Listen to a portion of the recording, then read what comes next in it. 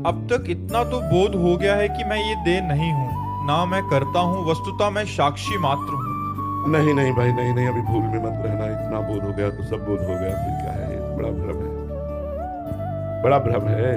पहलवान जमीन में चला जाए तो ये मत जानना कि हार गया है। वो जमीन के दांव ऐसे जाता है कि तुम्हें ऊपर से नीचे पटक देगा। ये बहुत जोर का पहलवान है। मोह, अज्ञान, काम, क्रोध, लोभ, अहंकार, ये छोटे मोटे देहाभिमान नष्ट हो गया, साक्षी भाव में स्थित हो गए तो बकाया क्या रह गया? ब्रह्मबोध हो गया।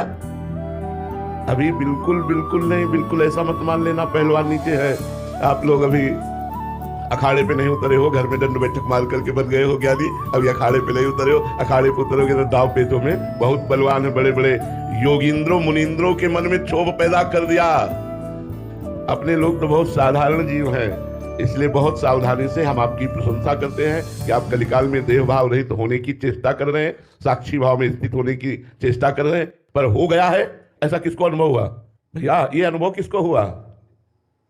बोध मतलब जब व्यवहारिक धरातल पे अभी नहीं हुआ, लेकिन ऐसा लगता है कि साक्षी में हूँ केवल सैद्धांतिक रूप से। आप सही चल रहे हो, आप सही चल रहे हो। पहले जो बोला ना उसी का हमने ऑपरेशन किया, आप सही बोल रहे हो। हमें प्रयास ऐसा ही कर जी। अब तक तो इतना बोध तो हो गया है कि मैं ये देह नहीं हूँ और ना करता हूँ, वस्तुतः मैं साक्षी मात्र हूँ। महाराज जी, देखो, इसी बात में हम फिर भी कहते हैं कि अगर देह को थोड़ी भी पीड़ा होगी, भूख प्यास आदि जो प्राण के धर्म है, जो इंद्रियों के धर्म है, ये विचलित ना कर दें, हमें ऐसा प्रयास रखना है। ये बात जब हमें समझ में आ गई है कि मैं देह नहीं हूं, तो विकार किसके हैं? देह के हैं। जितने भी वेग हैं वो किसके हैं? सब इंद्रिय प्राण मन इन्हीं के हैं। और आप इनके साक्षी हो तो आप निर्विकार हो। आप निर्विकार हो तो आप हर समय आनंद में, द्वंद्व में ना आना चाहिए। न हर्ष में, न शोक में, न सुख में, न दुख में, न मान में, न अपमान में, न लाभ में, न हानि में, न जन्म में, न मृत्यु में। तब माना जाएगा कि आप देहातीत भाव को प्राप्त हो चुके हैं, देह भाव रहित हो चुके हैं। अभी ऐसा भ्रम मत करना, देह भाव रहित होने का प्रयास कर रहे हैं, ऐसी भावना करना, ठीक है? क्योंकि हमारी बहिर्मुख दृष्टि है ना, जब तक हम क्रियामय दृष्टि रखेंगे तब तक कारण तत्व पर दृष्टि नहीं टिक पाएगी। और जब कारण तत्व पर दृष्टि रखेंगे तो क्रियाओं का महत्व नहीं होगा। जैसे क्रियाएं बिलग बिलग हैं, बिजली कारण तत्व है, हीटर, फ्रिज, कूलर, मशीनें, ये सब संचलित हैं, उनकी क्रियाएं अलग अलग हैं। क्रियाएं देखकर हम बिजली का निश्चय नहीं कर सकते।